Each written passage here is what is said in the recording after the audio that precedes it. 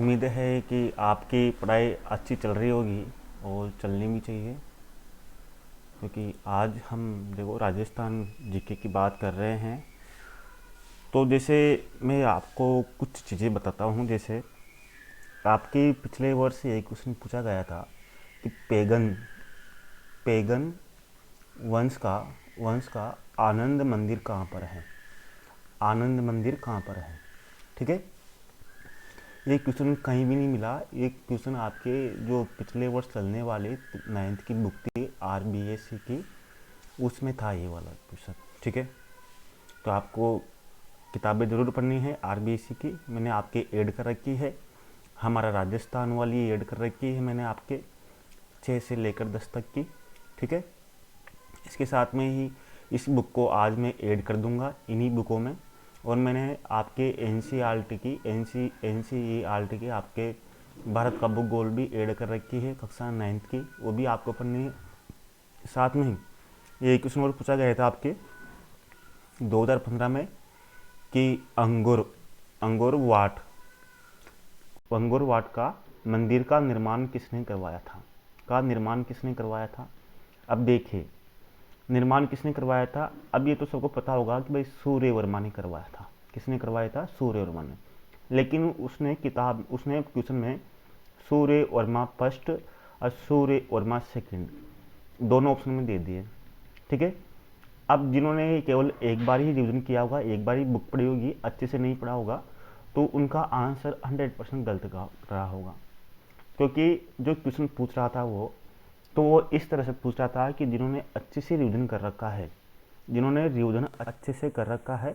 महत्वपूर्ण ये नहीं कि आपने कितने पढ़ रखा है, महत्वपूर्ण ये है कि हमने कितनी बार रिविजन अच्छे से कर रखा है। तो उस हिसाब से वो क्वेश्चन पूछ रहा था। तो सूर्य वर्मा से कितने इसका निर्माण करवाया था। तो इस तरह से आपके क्वेश्चन बहुत से आरबीएससी किताबों से पूछे गए।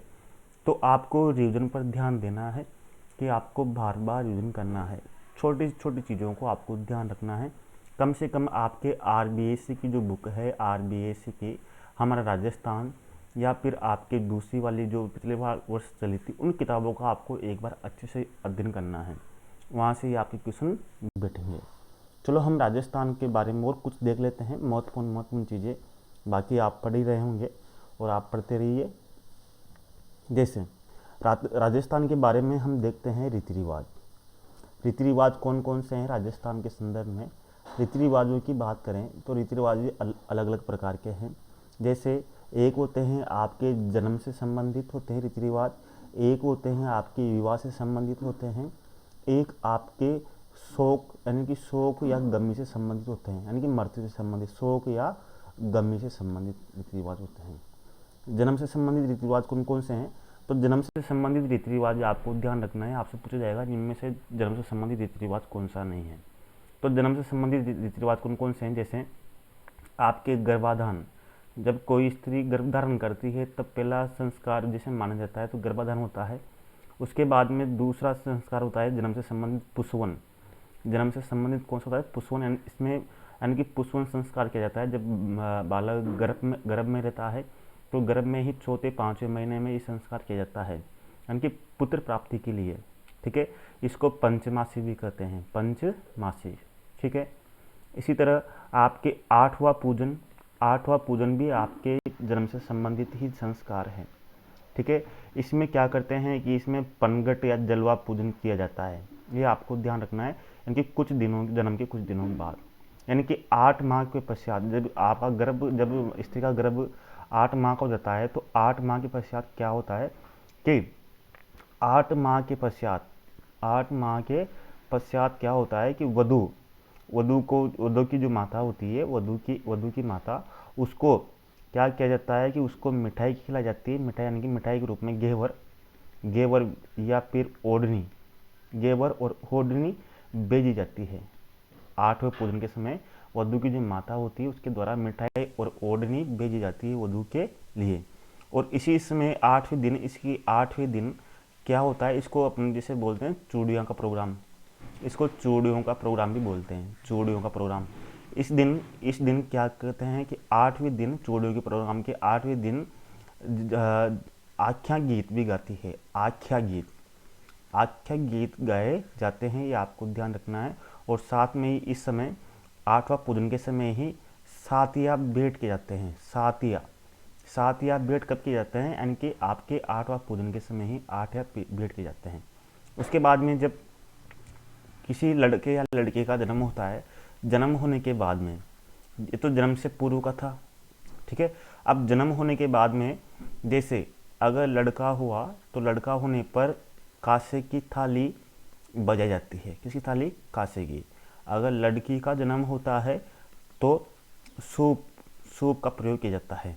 तो कांसे और सूप का मतलब कैसे ध्यान रखोगे? कांसे में यानी कि कमीज कौन पहनता है? लड़के पहनते हैं। क से कमीज कौन पहनता है? लड़के पहनते हैं। सूप से स से साड़ी, साड़ियाँ कौन पहनती है? लड़कियाँ पहनती है। तो स और कमीज लड़के। इस तरह से ध्यान रख सकते हो आप कि लड़का कांसे, लड़की सूप का प्रयोग करते हैं। इसी तरह जन्म से संबंधित आपके जैसे सुवा क्या है? सुवा यानी कि जो जज्जा का जो गर्म होता है, नव प्रसूता का जो घर होता है, उस घर को सुवा कहा जाता है, ठीक है। उस घर को क्या कहा जाता है? सुवा कहा जाता है। इसी तरह सुवा के बाद में एक और होता है सुवावड़। यहाँ पर लिखता हूँ। सुवावड़ क्या होता है? सुवावड़ जो परसुता को खिलाने वाले लड्डू होते हैं, परसुता को खिलाने वाले जो लड्डू होते हैं उसको सुवावड़ बोलते हैं। खिलाने वाले लड्डू क्या बोलते हैं? उनको सुवावड़ बोलते हैं, ठीक है। इतना समझ में आपको। इसके बाद में विवाह संबंधी संस्कार कौन कौन से हैं? विवाह संबंधी, राजस्थान के संबंधित विवाह संबंधी जैसे आपके विवाह में आते हैं, जैसे कुछ गीत गाए जाते हैं विवाह में। जैसे एक तो होता है पावना गीत जो गाते हैं, वो क्यों? यानी कि जो विवाह में आने वाले मेहमानों के लिए, विवाह में आने वाले मेहमानों के लिए कौन से गीत गाए जाते हैं? तो पावना वाले गीत गाए जाते हैं मेहमानों के लिए, ठीक है। इसी तरह सीटना क्या है? सीटना मतलब यानी कि मेहमान जब भोजन करते हैं, मेहमानों के भोजन करते समय जो गीत गाए जाते हैं भोजन के समय, उनको सीटना कहते हैं। ये आपसे पूछ सकते हैं कि सीटना क्या है, पावना क्या है, ठीक है। इसी तरह आपके कन्यावल क्या है? कन्यावल का मतलब ये है कि कन्या के पिता, भाई बहन जो विवाह के दिन उपवास रखते हैं उसको कन्यावल कहते हैं। यानी कि कन्या के पिता, कैसे? कन्या के पिता भाई बहन जो विवाह के दिन उपवास रखते हैं, उपवास, उसको क्या कहते हैं? कन्यावल कहते हैं, ठीक है। इसी तरह आप क्या आएगा? बरी पटला क्या है? बरी पटला क्या है कि वधू के लिए जो चुन्नी बेस देते हैं, जिसे उसको खरीदने के लिए लड़के वाले, वर वाले उसको चुन्नी बेस इसे कुछ जेवर देते हैं, उसको कहते हैं बरी पटला, ठीक है। इसी तरह आपके मोर बांधना हो गया। मोर बांधना क्या होता है? मोर बांधना का मतलब होता है कि विवाह के दिन जो दूल्हे के ऊपर जो मोर बांधा जाता है, छापर के ऊपर, उसको मोर बांधना कहते हैं। इसी तरह आपके चीकनी खोतली क्या है? ये सब आपके विवाह से संबंधित संस्कार है। चीकनी खोतली क्या है? इसमें क्या करते हैं कि इस पर वर को गणेश चतुर्थी पर कुछ कपड़े दिलाए जाते हैं, और वधु को बड़े तीज, छोटे तीज या गणगौर पर जो उपहार भेजे जाते हैं उसको चीकनी खोतली कहते हैं। इसी तरह बडार क्या है? बडार जो विवाह के दिन जो प्रतिभोज होता है उसको क्या कहा जाता है? बडार कहा जाता है, ठीक है। तो आपको विवाह संबंधी संस्कार समझ में आ गए होंगे। इसके बाद में शोक संबंधी, मृत्यु संबंधी जो संस्कार होते हैं कौन कौन से? शोक या गमी संबंधी संस्कार कौन कौन से? जैसे एक होती है बेकुंठी यानी कि जब मृत व्यक्ति को जिस पर सुलाकर ले जाते हैं, उसको बेकुंठी कहते हैं। बेकुंठी के बाद में फिर होता है बखेर, यानी कि मृत व्यक्ति के पीछे चलने वाले व्यक्ति उसके पीछे सिक्के उछालते चलते हैं, उसको बखेर कहते हैं। इसी तरह डंडोट होता है। एक आपको होता है आद्यठा, जब मृत व्यक्ति को ले जाते हैं तो ले जाने के बाद में उसको बीच रास्ते में उसका दिशा परिवर्तन की जाती है, यानी कि एक बार बीच रास्ते में उसका दिशा परिवर्तन की जाती है, उसको कहते हैं आद्यठा। इसी तरह लोपा भी मृत्यु संबंधी संस्कार होता है, ये आपको ध्यान रखना है। इसी तरह आपको जो श्राद्ध महीना होता है, श्राद्ध महीना, उसमें आपको ध्यान रखना है कि ये श्राद्ध महीना कौन से हिंदू माह में आता है, ये आश्विन माह में आता है, आश्विन माह में। तो इसमें क्या करते हैं कि जिस दिन व्यक्ति की किसी की मृत्यु होती है, जिस दिन मृत्यु होती है तो उस दिन ओक पड़ जाती है। ओक का मतलब होता है 8, यानी कि जिस दिन मृत्यु होती है तो उस दिन आपकी ओट पड़ जाती है, और ओट पड़ने के कारण उस दिन परिवार के किसी भी सदस्य किसी भी तरह का त्यौहार नहीं मनाते हैं। अब जैसे आपकी कुछ शब्दावली और है जो आपके पूछ सकते हैं, यानी कि मैं आपको मुख्य चीज़ें बता रहा हूँ जो आपकी एग्जाम की दृष्टि से आ सकती है, जो आपको ध्यान रखना है। जैसे आपके पूछ सकते हैं कि पान्या की गोट क्या है, पान्या की गोट क्या है। तो पान्या की गोट क्या है, यानी कि पाना से ध्यान रखना, पान्या की गोट जब मेवाड़ में बढ़िया मक्का पैदा होती थी, अच्छी पैदावार होती थी मक्का की, तो उसको पान्या की गोट कहा जाता था। मेवाड़ में बढ़िया मक्का की पैदावार होना, उसको क्या कहा जाता था, यानी कि पन्ना की गोट। पन्ना से क्या ध्यान रखोगे, पन्नादा है, पन्नादा है कहाँ की थी, मेवाड़ की। तो मेवाड़ में बढ़िया मक्का पैदा होना क्या खिलाते थे, पन्ना की गोट। इसी तरह आपके क्वेश्चन पूछा गया था कि लोह खाजरू क्या है, लोह और खाजरू क्या है। तो ध्यान रखना कि जब बकरे को काटा जाता है, बकरे को काटा जाना लोह या खाजरू कहा जाता है, ये आपको ध्यान रखना है। ठीक है, ये तो आपके रीति रिवाज हुए। इसके बाद में आपके वेशभूषा की बात करें, राजस्थान में वेशभूषा की, तो वेशभूषा में जैसे बात करें हम, वेशभूषा में मुख्य चीज़ें बता रहा हूँ आपको। जैसे वेशभूषा में पुरुषों की बात करें तो पुरुष पगड़ी बांधते हैं, पगड़ी। तो पगड़ी में अलग अलग पगड़ी होती है, जैसे आपकी उदयपुरी वाली पगड़ी होती है, जोधपुरी सापा होता है। इस पगड़ी को पाग भी कहते हैं, क्या कहते हैं, पाग। लेकिन आपको मुख्य रूप से कौन कौन सी पगड़ी ध्यान रखनी है, जैसे आपके विवाह के समय कौन सी पगड़ी पहनी जाती थी, तो मोटले की पगड़ी। कौन सी, मोटले की पगड़ी। ठीक है, इसी तरह आपके होली के अवसर पर कौन सी पगड़ी पहनी जाती थी, तो फूल पत्ती वाली पगड़ी। ठीक है, आपकी मिलान वाला क्वेश्चन आएगा वहाँ पर कि विवाह के समय कौन सी पगड़ी, होली के समय कौन सी पगड़ी। इसी तरह सावन महीने में कौन सी पगड़ी, तो लहरिया वाली पगड़ी पहनी जाती थी। इसी तरह दशहरे पर, कोटा का दशहरा प्रसिद्ध है, तो दशहरे पर मदिल क्या है, आपसे पूछ सकते हैं कि मदिल क्या है। बहुत से अभ्यर्थी कंफ्यूज हो सकते हैं कि मदिल क्या है। तो मदिल आप क्या सकता है, तो मदिल एक पगड़ी है जो दशहरे पर पहनी जाती है। अब इनको कैसे याद रखोगे, इनको याद रखने का एक चीज़ है, जैसे विवाह पर माहिरा भरा जाता है। माहिरा मतलब जैसे आपने नरसिंह माहिरा जानते हो, माहिरा का मतलब होता है पिता का जो होता है, जिसको पहले दहेज भी बोलते थे, माहिरा। तो विवाह में माहिरा भरा जाता है। तो विवाह पर कौन सी, विवाह माहिरा से मोटले की पगड़ी। ठीक है, इसी तरह जैसे फूलों की होली, जैसे हम तो रंगों की होली खेलते हैं, लेकिन फूलों की होली का मतलब होली से क्या हो गया, होली। अब फूलों से क्या हो गया, फूल पत्ती वाली पगड़ी कब पहनी जाती है, आपकी होली पर पहनी जाती है। इसी तरह सावन में लड़कियां क्या पहनती है, लहरिया पहनती, क्या पहनती है, लहरिया पहना जाता है सावन में। तो लहरिया वाली पगड़ी। ठीक है, इस तरह से आप ध्यान रख सकते हैं। दशहरे पर आपको ध्यान रखना है इसे मदिल। ठीक है, इसके अलावा आपके जो सुनार होते हैं, सुनार कौन सी पगड़ी पहनते हैं, तो आटे वाली पगड़ी पहनते हैं सुनार। ठीक है, इसके बाद में आपके बंजारे होते हैं, बंजारे कौन सी पगड़ी पहनते हैं, तो मोटे पट्टेदार वाली पगड़ी पहनते हैं। ठीक है, ये आपके पुरुषों की वेशभूषा होगी पगड़ी में, ये आपको ध्यान रखना है। ठीक है, इसके बाद में स्त्रियों की बात करें तो स्त्रियों में अलग अलग और चीज़ें होती है, लेकिन हम आपको मुख्य चीज़ें बता रहा हूँ जो आपके एग्जाम की दृष्टि से महत्वपूर्ण रहती है। उन चीज़ों को आपको जरूर ध्यान रखना है। बाकी आपके कक्षा 10 की जो पुस्तक है हमारा राजस्थान 9वीं की है, उनमें सब आपको अलग अलग चीज़ें मिल जाएगी। आपका इसमें टाइम वेस्ट नहीं होगा, मैं आपको ज़्यादा कुछ नहीं बता रहा। ठीक है, स्त्रियों की बात करेंगे। स्त्रियाँ देखो, स्त्रियों में अलग अलग चीज़ रहेगी।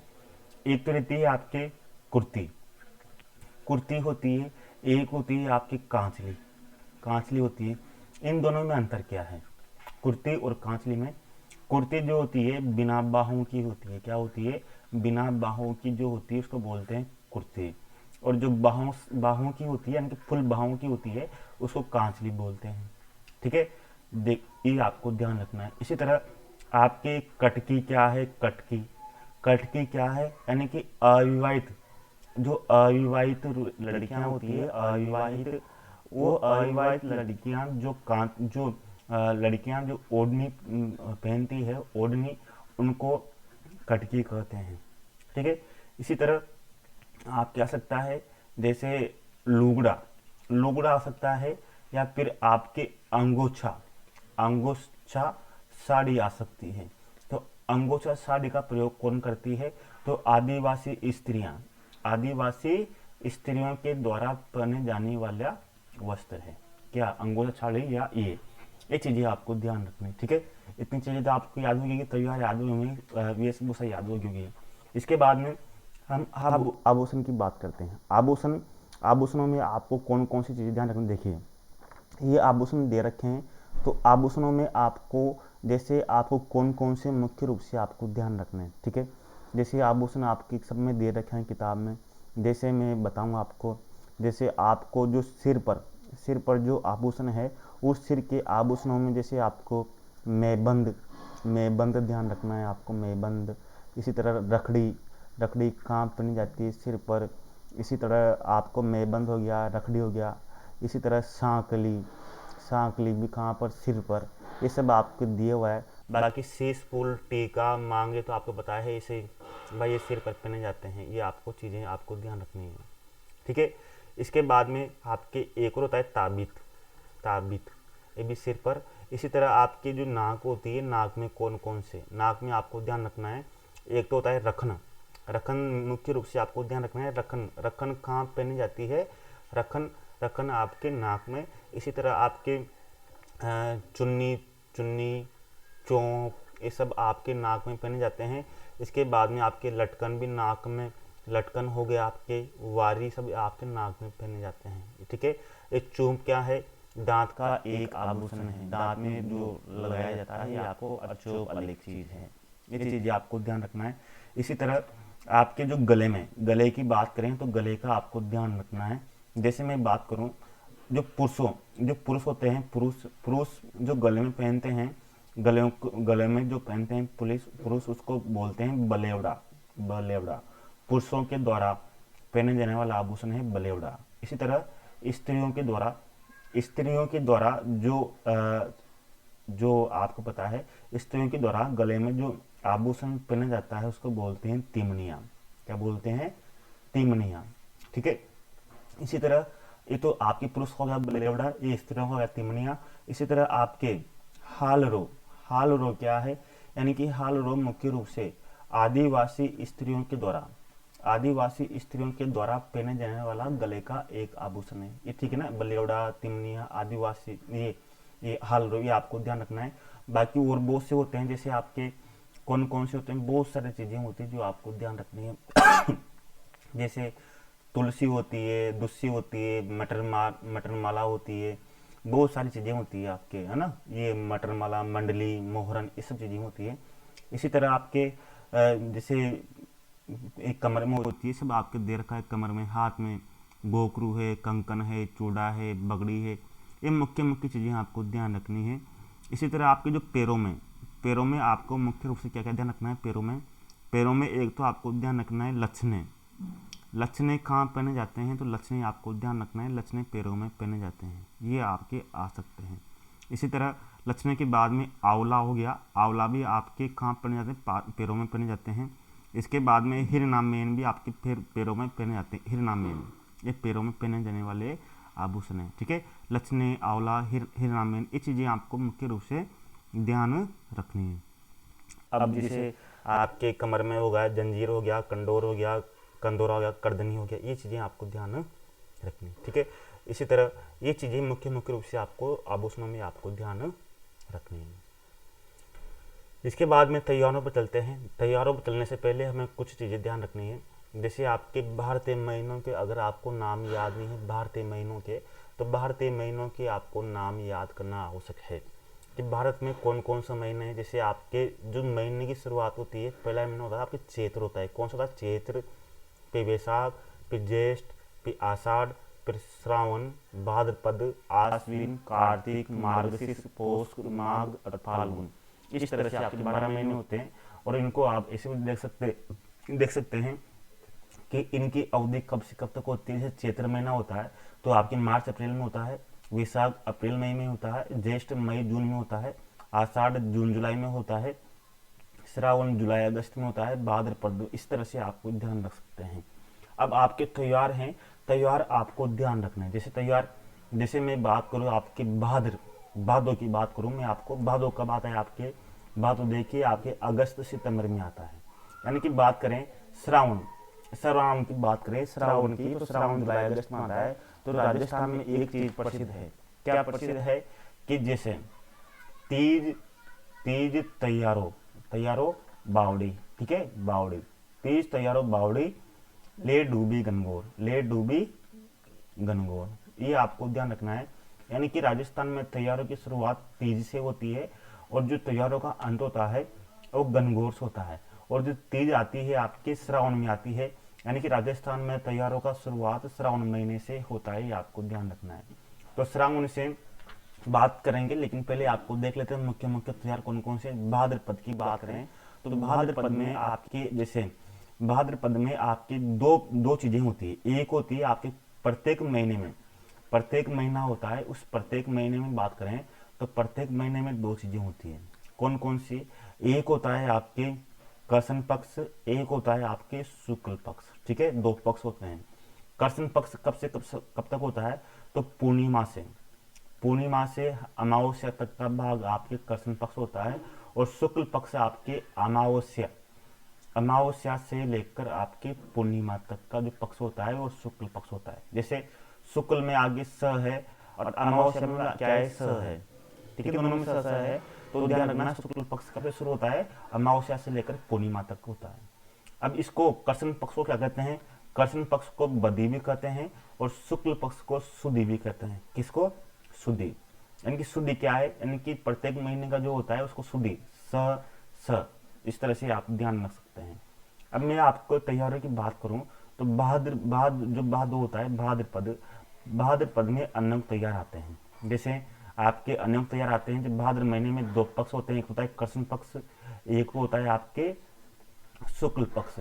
अब भाद्र महीने में जैसे कृष्ण अष्टमी, भाद्रपद कृष्ण अष्टमी की बात करें, कृष्ण अष्टमी की, तो कृष्ण अष्टमी का मतलब है जन्माष्टमी। जन्माष्टमी कब आती है आपकी? भाद्रपद अष्टमी को आती है। इसी तरह शुक्ल अष्टमी को क्या आती है आपकी? राधा अष्टमी आती है। क्या आती है? राधा अष्टमी आती है, ठीक है। इसी तरह आपके कृष्ण पक्ष में बात करें तो कृष्ण पक्ष में जैसे आपके कन्या जी हो गया, इसी तरह अष्टमी को तो ये आ रही जन्माष्टमी। इसी तरह आपकी जो चतुर्थी होती है, चतुर्थी कृष्ण पक्ष को, उसमें कौन सा त्योहार आता है आपकी? गणेश चतुर्थी आती है। कौन सी आती है? गणेश चतुर्थी कब आती है आपके? चतुर्थी को, कृष्ण पक्ष की चतुर्थी को। जैसे कृष्ण पक्ष की बात करें तो कृष्ण पक्ष में आपके भाद्रपद के कृष्ण पक्ष में चतुर्थी को तो क्या आती है आपके? गणेश चतुर्थी आती है, ठीक है, गणेश चतुर्थी। इसके बाद में अष्टमी को क्या आती है? अष्टमी को आपको जन्माष्टमी आती है, जन्माष्टमी। इसके बाद में बात करें आपके नवमी को क्या आती है? नवमी को आपके गोगा नवमी आती है। गोगा जी का जो मेला बढ़ता है, गोगा नवमी, ये आपको ध्यान रखना है, ठीक है। इस तरह से आपको कुछ क्वेश्चन आपको ध्यान रखना है। बाकी और बहुत सारे आते हैं, उनको मैं बताता जाऊंगा। इसी तरह आपकी बात करें जो कार्तिक माह होता है, कार्तिक माह होता है, इस कार्तिक माह में भी दो चीजें होती है। एक तो होती है आपकी पूर्णिमा आती है। इसी तरह एक होती है आपकी अमावस्या को माउस भी कहते हैं। पूर्णिमा के दिन क्या होता है? पूर्णिमा के दिन दीपदान की जो प्रथा है राजस्थान में फेमस है। तो कार्तिक पूर्णिमा के दिन राजस्थान की कुछ झीलें हैं, जैसे आपके पुष्कर झील है अजमेर की, इसी तरह आपके कोलायत झील बीकानेर की, इसी तरह आपके चंद्रभागा झालावाड़ की झील है चंद्रभागा। इन तीनों झीलों में दीपदान की प्रथा आयोजित की जाती है। कब? कार्तिक पूर्णिमा के दिन, ठीक है। इसी तरह आपके अमावस्या के दिन आपको पता है कि अमावस्या के दिन क्या आती है, दीपावली आती है, आपको पता है अमावस्या के दिन दीपावली, क्योंकि अमावस्या के दिन काली रात होती है, काली रात। तो दीपावली के दिन जब अमावस्या आती है तो दीपावली के दिन दिए जलाए जाते हैं, उस काली रात को, उस काली रात की अंधेरी रात को दूर करने के लिए दिए जलाए जाते हैं, ये आपको ध्यान रखना है, ठीक है। इसी तरह करवा चौथ भी कार्तिक पूर्णिमा में आती है, ये चीजें आपको मुख्य रूप से ध्यान रखनी है, ठीक है। इसी तरह आपके श्रावण की बात करूं, श्रावण में क्या क्या आती है, जैसे श्रावण की बात करें तो श्रावण में आपके छोटी तीज आती है, छोटी तीज आती है आपके श्रावण में। हरियाली तीज भी आपकी इसमें आती है, हरियाली तीज भी इसमें आती है, ठीक है। अब जैसे आपके श्रावण में बात करें तो श्रावण के भी दो पक्ष होते हैं। श्रावण के कितने पक्ष होते हैं? दो पक्ष। जैसे एक होता है आपकी शुक्ल पूर्णिमा, शुक्ल पूर्णिमा होता है, एक होता है आपकी कृष्ण अमावस्या, ठीक है, श्रावण में। तो जो शुक्ल पूर्णिमा होती है, श्रावण की शुक्ल पूर्णिमा, इसके दिन आपके रक्षाबंधन का त्योहार आता है, रक्षाबंधन का। इसी तरह कृष्ण अमावस्या को आपको हरियाली अमावस्या भी बोलते हैं इसको, किसको? श्रावण कृष्ण अमावस्या को हरियाली अमावस्या भी बोलते हैं। इस दिन एक व्रत किया जाता है, हरियाली अमावस्या के दिन एक व्रत किया जाता है, उसको बोलते हैं पिटोरी व्रत। पिटोरी व्रत कब किया जाता है कि हरियाली अमावस्या के दिन पिटोरी व्रत किया जाता है, ये आपको ध्यान रखना है। इसी तरह आपके जो श्रावण के जो सोमवार होते हैं, श्रावण के जो सोमवार होते हैं, उन सोमवार को सुकिया सोमवार भी कहते हैं। क्या कहते हैं? सुकिया सोमवार भी कहते हैं। श्रावण के सोमवार को सुकिया सोमवार भी कहते हैं। इस दिन क्या करते हैं कि जो स्त्रियां, जो लड़कियां होती है, वो व्रत धारण करती है और अपना खाना लेकर मंदिरों पर जाती है। इनकी अलग अलग चीजें होती है, ठीक है। इसके बाद में जैसे आपकी जो जलजूलनी एकादशी होती है, जलजूलनी एकादशी, तो जलजूलनी एकादशी को विष्णु परिवर्तन सो भी मनाया जाता है, विष्णु परिवर्तन सो भी मनाया जाता है जलजूलनी एकादशी का दिन। इसी तरह आपकी जो जन्माष्टमी होती है, जन्माष्टमी जो कृष्ण आपके भाद्रव महीने में जो कृष्ण अष्टमी को मनाई जाती है, जन्माष्टमी, इस दिन आपके कौन सा वृक्ष? केजड़ी वृक्ष की पूजा की जाती है। किस वृक्ष की? केजड़ी वृक्ष की। इसी तरह दशहरे पर भी केजड़ी वृक्ष की पूजा की जाती है। इसका जन्माष्टमी में जो व्रत रहते हैं, तो व्रत का उद्देश्य क्या होता है इस व्रत का? तो प्रेत योनि से छुटकारा पाने के लिए इस दिन व्रत रखा जाता है, ठीक है। इसी तरह आपके होकड़ो होता है। होकड़ो क्या होता है? होकड़ो का मतलब क्या होता है कि आपकी जो गणेश चतुर्थी होती है, तो गणेश चतुर्थी के दिन बालक बालिकाएं अपने चेहरों पर अलग अलग तरह के नकाब पहन लेते हैं। गणेश चतुर्थी के दिन जो बालक बालिकाएं होते हैं, बालक बालिकाएं, वो अपने चेहरों पर अलग अलग प्रकार के नकाब पहन लेते हैं। नकाबों को क्या कहा जाता है? होकड़ो कहा जाता है, ठीक है। क्या कहा जाता है? होकड़ो। इसी तरह आपके में अश्विनी की बात करूँ, अश्विनी की, तो इसमें ध्यान रखना है आपको। जैसे आपको मैं इसमें एक क्रम बना देता हूँ, जिससे आपको तैयार याद हो जाएंगे। तो क्रम बना देता हूँ, जैसे आपके कृष्ण प्रतिपदा से अमावस्या तक, इस माह में कृष्ण प्रतिपदा से अमावस्या तक तो श्राद्ध पक्ष होता है। श्राद्ध पक्ष यानी कि अपने कोई पूर्वज मर जाते हैं तो मरने के बाद में जो श्राद्ध पक्ष होता है वो आश्विनी महीने में मनाया जाता है, अमावस्या तक। फिर अमावस्या से आपकी जो अमावस्या होती है, अमावस्या से फिर शुरू होता है आपके शुक्ल प्रतिपदा से लेकर नवमी तक, इसी महीने में नवमी तक एक होता है नवरात्रा, ठीक है। नवरात्रा की शुरुआत होती है। नवरात्रा खत्म होने के बाद में, अश्विनी माह में ही नवरात्रा खत्म होने के बाद में, फिर शुक्ल दशमी को, नवरात्रा के दूसरे दिन खत्म होने के बाद में शुक्ल दशमी को दशहरा बढ़ता है। क्या बढ़ता है? दशहरा, ठीक है, आपको ध्यान रखना है। इसके बाद में दशहरा बनने के बाद में आपको इसको बताया कि शुक्ल दशमी को तो ये होता है, लेकिन जो आपको बताया नवमी और अष्टमी, यानी कि जो इसमें आपको दशहरा बढ़ता है। इसके दशहरा के बाद में आपको पता है क्या क्या त्योहार आते हैं। दशहरे के बाद में आपको पता है जैसे आप करवा चौथ आती है दशहरे के बाद में, इसके बाद में करवा चौथ के बाद में दीपावली आती है, ये सब कार्तिक माह में आती है।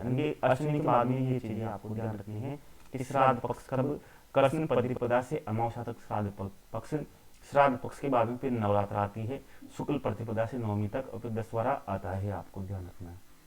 ठीक है, तो अश्विनी में जैसे आपकी जो दीपावली आती है, दीपावली कब आती है आपके, दीपावली आपको पता है कि अमावस्या को आती है, कार्तिक माह में अमावस्या को।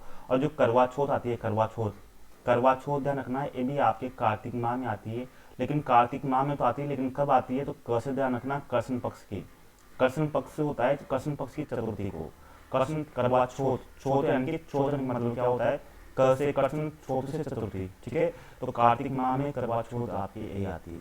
ठीक है, ये चीजें आपको ध्यान रखनी है। इसी तरह आपके कुछ और त्योहार है, जैसे आपके जो आपकी जो दीपावली होती है, तो दीपावली के दिन जैसे आपके अलग अलग, जैसे आपके गोवर्धन, गोवर्धन या फिर अन्नकूट, अन्नकूट महोत्सव, अन्नकूट महोत्सव कहाँ मनाया जाता है आपके दीपावली के दिन, अन्नकूट महोत्सव या गोवर्धन महोत्सव।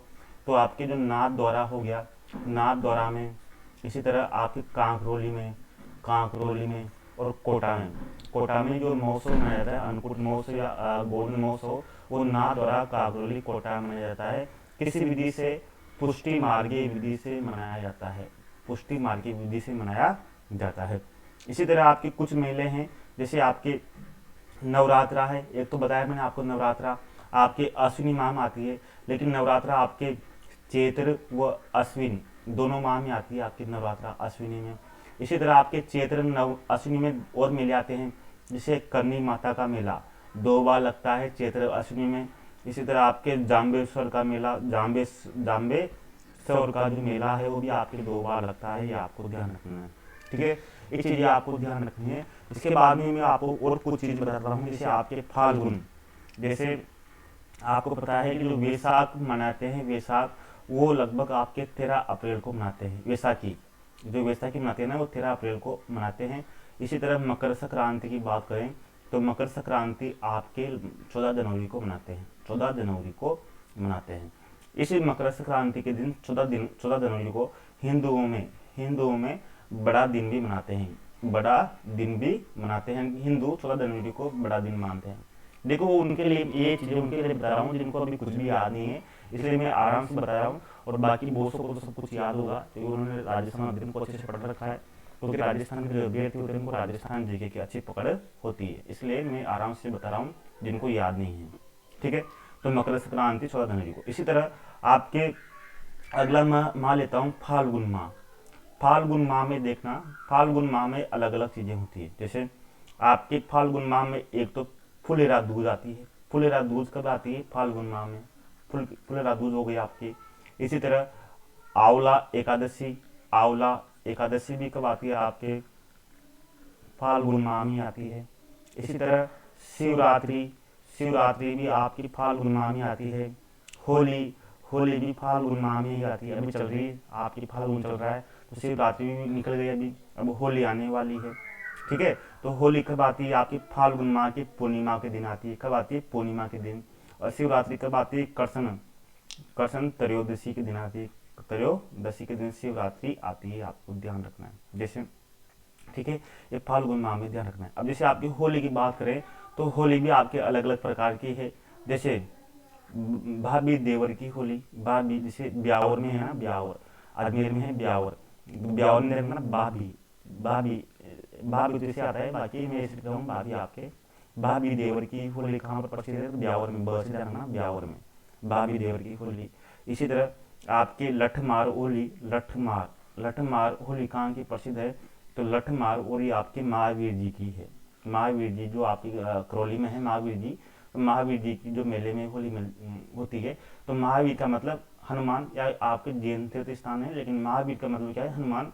तो हनुमान की गदा, हनुमान की गदा, गदा का मतलब लठ, तो गदा का मतलब क्या हुआ, लठ। तो आपके महावीर जी के मेले में कौन सी होली खेली जाती है, लठमार होली खेली जाती है, आपको ध्यान रखना है। इसी तरह आपके अजमेर में ही है बिनाई, बिनाई की जो होली है, बिनाई आपके यहाँ अलवर में है, तो बिनाई की जो होली है वो आपके दो गुटों में खेली जाती है, कोड़ों के माध्यम से खेली जाती है। इसी तरह आपके जो बाड़मेर की जो होली है, बाड़मेर की होली में क्या होता है कि यहाँ पर बाड़मेर में ईलो ईलोई जी की सवारी निकाली जाती है होली के दिन। ईलो जी की सवारी निकाली जाती है, और फिर उस सवारी निकालने के बाद में कुछ देर बाद में सभी रोते हैं। सवारी निकलने के बाद में क्या करते हैं, सभी रोते हैं। ये आपको ध्यान रखना, ठीक है। इतनी चीजें तो आपको ध्यान होना आवश्यक है। अब जैसे आपके बहुत से पशु मेले हैं, मेलों के भी आपको ध्यान रखना है कौन कौन से मेले हैं। मेलों को मैं आपको अलग अलग बता देता हूँ। जैसे आपके कुछ मेले हैं, जैसे चैत्र माह में आते हैं। आपके चैत्र माह में जैसे केला देवी का मेला, केला देवी का मेला कहाँ बढ़ता है, करौली में बढ़ता है। आपके चैत्र माह की बात कर रहा हूँ, पूरे चैत्र माह में आता है। आपकी जीन माता का मेला, जीन माता का मेला कहाँ बढ़ता है, आपके सीकर में, ठीक है। ये सब चैत्र माह में आते हैं। जीन माता हो गया। शीतला माता का मेला, शीतला माता का मेला कहाँ आता है, जयपुर में, जयपुर में बढ़ता है। इसी तरह करनी माता का मेला, करनी माता का मेला कहाँ है, बीकानेर में, ठीक है। इसी तरह आपकी केसरनाथ जी का मेला, केस केसरीनाथ जी का मेला, केसरीनाथ जी का मेला राजसमंद में, राजसमंद में। इसी तरह आपके महावीर जी का मेला, महावीर जी का मेला दौसा या करौली दोनों आ सकते हैं आपके। इसी तरह गुड़ला मेला आपके कहाँ पड़ता है, जोधपुर में। ये भी कहाँ आता है, चैत्र माह में, जोधपुर में, ठीक है। ये मेले आपको ध्यान रखने हैं। ये सब मेले आपके चैत्र माह में बढ़ते हैं, आपके आ सकते हैं। इसके बाद में आपके कुछ पशु मेले भी हैं। पशु मेले आपको ध्यान रखना है। कुछ पशु मेले, जैसे आपकी बात करूँ, आपके एक है बहरोड, बहरोड पशु मेला कहाँ है, पशु मेला आपके बहरोड पशु मेला अलवर में, अलवर में पड़ता है। इसी तरह आपके बादराना, बदराना, बदराना पशु मेला कहाँ पड़ता है, आपके झुंझुनू में, झुंझुनू में। इसी तरह आपके बलदेव पशु मेला, बलदेव पशु मेला, पशु मेला ये कहाँ पड़ता है, नागौर में, ठीक है। राजस्थान में सर्वाधिक जो पशु मेले आयोजित होते हैं, सर्वाधिक पशु मेलों की बात करें राजस्थान में, तो सर्वाधिक पशु मेले आपके नागौर में आयोजित होते हैं। ये चीजें आपको ध्यान रखना है। इसी तरह नागौर में पर्वत सर का जो मेला है, तेराजी का जो मेला है, वो राजस्थान का सबसे बड़ा पशु मेला माना जाता है, नागौर का पर्वत मेला, ठीक है। इसके बाद में आपके अलग अलग मेले हैं। जैसे आप क्या सकते हैं, जासोल, शिवगंज, अलग अलग, वो आपको ध्यान रखना है। जैसे आपके नागौर की बात करें, नागौर में एक तो बलदेव पशु मेला हो गया, परबतसर पशु मेला हो गया। इसके बाद में आपके रामदेव पशु मेला, रामदेव पशु मेला भी आपके यहाँ पर ही भरता है, नागौर में, ठीक है। इसी तरह आपके हनुमानगढ़ की बात करें, हनुमानगढ़ की, तो हनुमानगढ़ में गोगा मेड़ी पशु मेला भरता है आपके। इसी तरह आपकी भरतपुर की बात करें, तो भरतपुर में आपके जसवंत पशु मेला भरता है। करौली में महाशिवरात्रि पशु मेला भरता है। इसी तरह आपके झालावाड़ की बात करें, तो झालावाड़ में एक तो आपकी चंद्रभागा पशु मेला भरता है। इसी तरह यहाँ पर लिखा हूँ गमेती सागर पशु मेला कहाँ बढ़ता है, झालावाड़ में बढ़ता है, ये आपके ध्यान रखना है। इसी तरह आपके मल्लीनाथ पशु मेला कहाँ बढ़ता है, पशु मेला आपके बाड़मेर में बढ़ता है, बाड़मेर में, ठीक है। इसी तरह आपके सेबड़िया पशु मेला कहाँ बढ़ता है, तो सेबड़िया पशु मेला आपके जालोर में बढ़ता है। ये कुछ चीजें हैं जो आपको ध्यान रखनी है, ठीक है। तो आपको इतना तो याद हो गया होगा भाई कौन कौन से हैं, कौन कौन से नहीं हैं। इसी तरह आपके कुछ और मेले हैं, जैसे आपके नरगढ़ जो झुंझुनू है, झुंझुनू में आपको पता है, झुंझुनू जिला में आपके एक मेला बढ़ता है, नरगढ़ दरगाह का मेला। अब आपको ध्यान रखना है, नरगढ़ दरगाह का जो मेला, और जो आपके ये जन्माष्टमी के दिन ही बढ़ता है, जन्माष्टमी के दिन ही यहाँ पर ये मेला बढ़ता है। ये चीजें आपको ध्यान रखनी है। और बात करें आपकी कैलेंडर की, तो कैलेंडर भी आपके अलग अलग तरह के होते हैं। जैसे एक होता है आपके विक्रम संवत का कैलेंडर होता है, एक होता है आपकी शक संवत का, ठीक है, ये आपको ध्यान रखना है।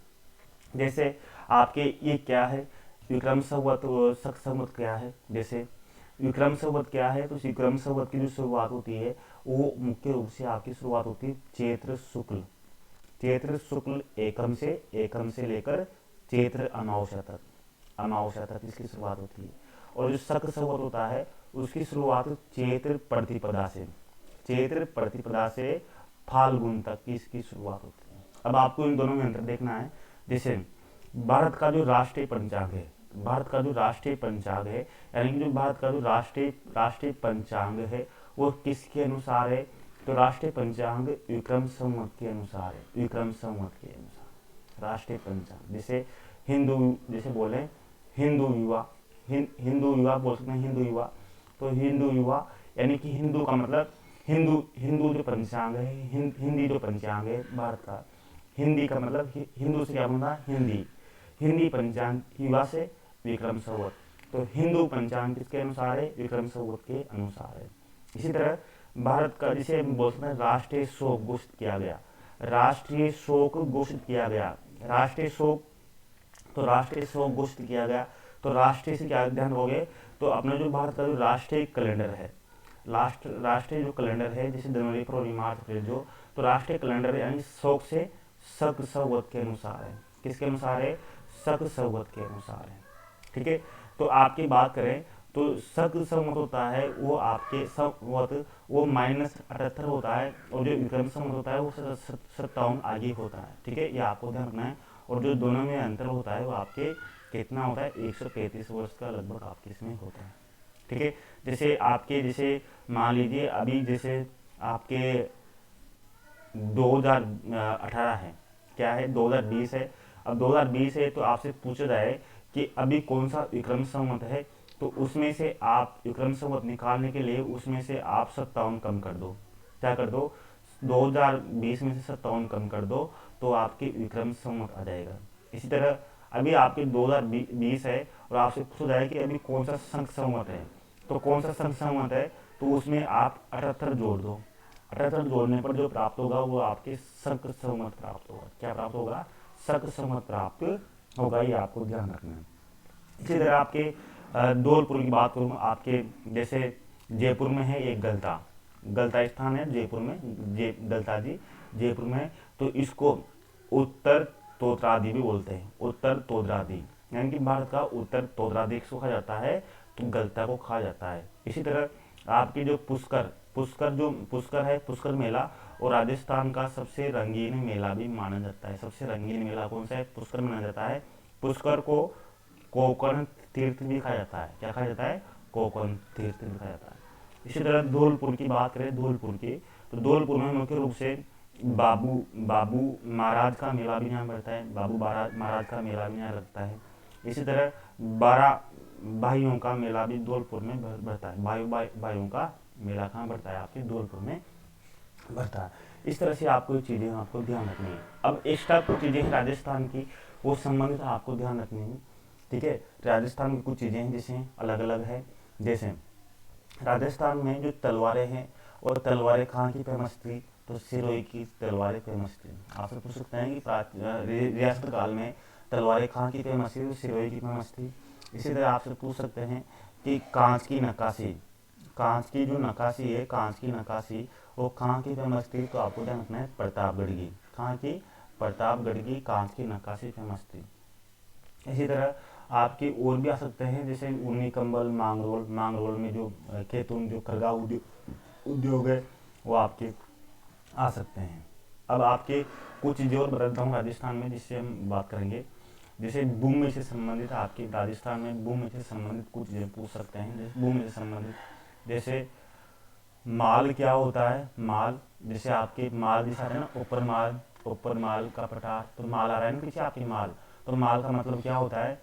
काली चिकनी भूमि का मतलब क्या होता है? माल होता है। जो ऊपर माल का पठार है ऊपर उस पर काली चिकनी मृदा मिलती है, माल का मतलब ये होता है। मगरो क्या होता है? मगरो का मतलब होता है पहाड़ी भूमि। जो पहाड़ी भूमि होती है उसको मगरो कहा जाता है। इसी तरह आपके जो बीड़ होता है, बीड़ किसको कहा जाता है? चारागाह भूमि को बीड़ कहा जाता है, चारागाह भूमि को। ठीक है, चारागाह भूमि को, ये आपको ध्यान रखना है। इसी तरह आपके गुलत अंश क्या होता है? जो दलदली भूमि होती है, दलदली भूमि उसको गुलंत अंश भूमि कहा जाता है। ठीक है, इसी तरह आपकी खालसा क्या होती थी, खालसा, खालसा का मतलब होता है स्वयं राजा की भूमि। स्वयं राजा की जो भूमि होती थी उसको खालसा कहा जाता था।